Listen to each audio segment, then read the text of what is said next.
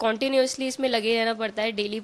Daily आपको पढ़ता रहना पड़ेगा, ब्रेक नहीं लेना है। लास्ट ईयर मेरी रैंक 556 थी और मुझे करंटली मैं IRPS सर्विसेज में ट्रेनिंग में हूँ। आपको थोड़ा कॉम्प्रोमाइज़ करना होता है कि बाहर मत जाओ, थोड़ा बहुत कम घूमो।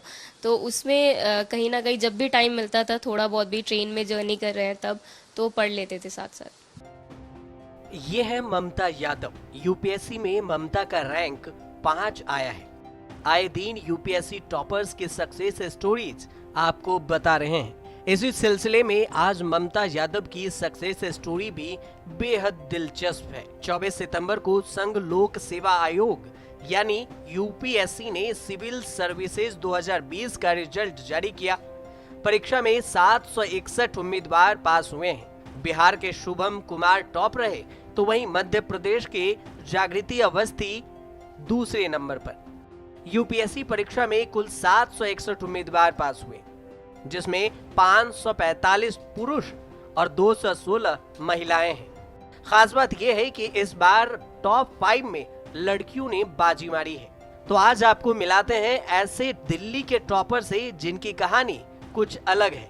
24 वर्षीय ममता अपने पूरे गांव में आईएएस बनने वाली पहली महिला बन गई हैं। ममता ने यूपीएससी की परीक्षा में 5वीं रैंक हासिल की है। ममता के बारे में कुछ बताने से पहले खुद सुनिए कि उन्होंने यूपीएससी में टॉप 5 रैंक लाने के बाद क्या कहा। मैंने ये तैयारी 2018 में शुरू करी थी। तो उस वक्त मैंने कोचिंग ली थी जीएस के लिए, बट उसके बाद से सेल्फ स्टडी ही कर रही थी। तो मैं कहूँगी कि सेल्फ स्टडी और जैसे कॉन्टिन्यूसली मॉक टेस्ट देना, that was the basic strategy. Other than that I would से कि जो जो मेंस में जैसे हर सब्जेक्ट जो रहता है उसके लिए अलग से एक स्ट्रैटेजी बनाएं, डेडिकेटेडली हर सब्जेक्ट को पढ़ें ताकि उसमें कुछ नया ऐड कर सके फॉर दोज, मतलब कुछ एक्स्ट्रा मार्क्स लेने के लिए। एंड या मतलब कॉन्टिन्यूसली इसमें लगे रहना पड़ता है। डेली आपको पढ़ता रहना पड़ेगा, ब्रेक नहीं लेना है। तो दैट वाज इट। मतलब consistency is very important. Last year मेरी रैंक 556 थी और मुझे करंटली मैं IRPS सर्विसेज में ट्रेनिंग में हूँ। बट क्योंकि वो मेरा पहला ही अटेम्प्ट था तो मैंने सोचा कि एक बार और तो देना ही चाहिए रैंक इम्प्रूव करने के लिए, बिकॉज फर्स्ट प्रेफरेंस IAS की थी। इसीलिए मैंने सोचा कि I definitely want to give it एक बार और। तो मैंने इस बार फिर दोबारा लिख दिया। 100+ की तो मुझे उम्मीद थी कि आ जाएगी। इंटरव्यू भी इस बार लास्ट ईयर से बेटर गया था, बट इस रैंक की तो डेफिनेटली आई वाज बिल्कुल भी कोई उम्मीद भी नहीं थी। तो 100+ था कि हाँ इतना तो मैं रैंक इम्प्रूव शायद कर ही लूँगी। आई थिंक बहुत अच्छी चीज़ है हम सब के लिए, क्योंकि इस बार टॉप 5 में तीन लड़कियां ही हैं और हर साल रहती हैं, बट इस बार मैं कहूँगी कि काफ़ी ज़्यादा हैं। तो विमेन रिप्रेजेंटेशन सिविल सर्विसेज में इम्प्रूव हो रहा है, which is I think a good thing for everyone, for country, society, administration. तो आई वुड से काफ़ी अच्छी डेवलपमेंट है। दरअसल ममता की सफलता इसलिए भी खास है क्योंकि उन्होंने साल 2020 में भी यह परीक्षा दी थी, लेकिन उस वक्त उन्हें 556 रैंक हासिल हुए थे। सिलेक्ट होने के बाद वह भारतीय रेलवे कार्मिक सेवा के लिए प्रशिक्षण लेने लगी, लेकिन ममता इतने से भी संतुष्ट नहीं रही। उन्हें यह मंजूर नहीं था, इसलिए उन्होंने फिर से प्रयास किया और सफलता हासिल की।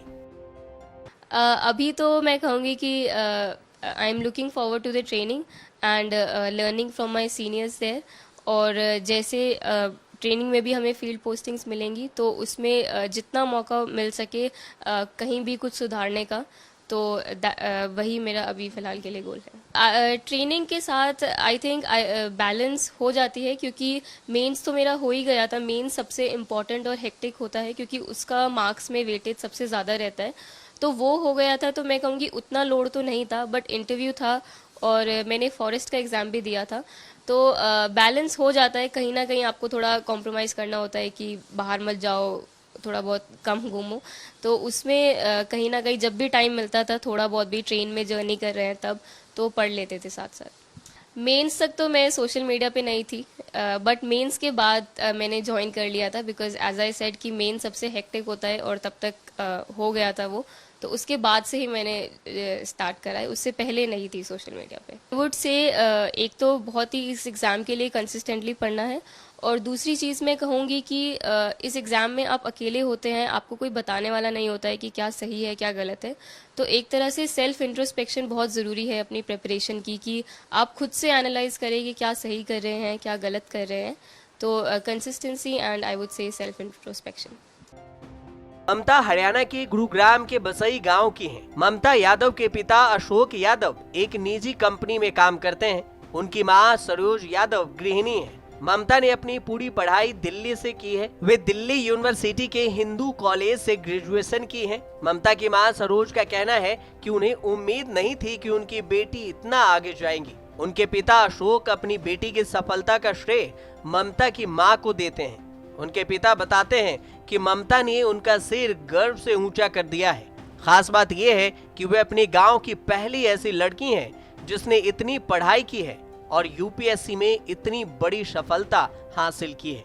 शिक्षा के क्षेत्र में इतना आगे भी ममता अपने गांव में पहली बार गई है।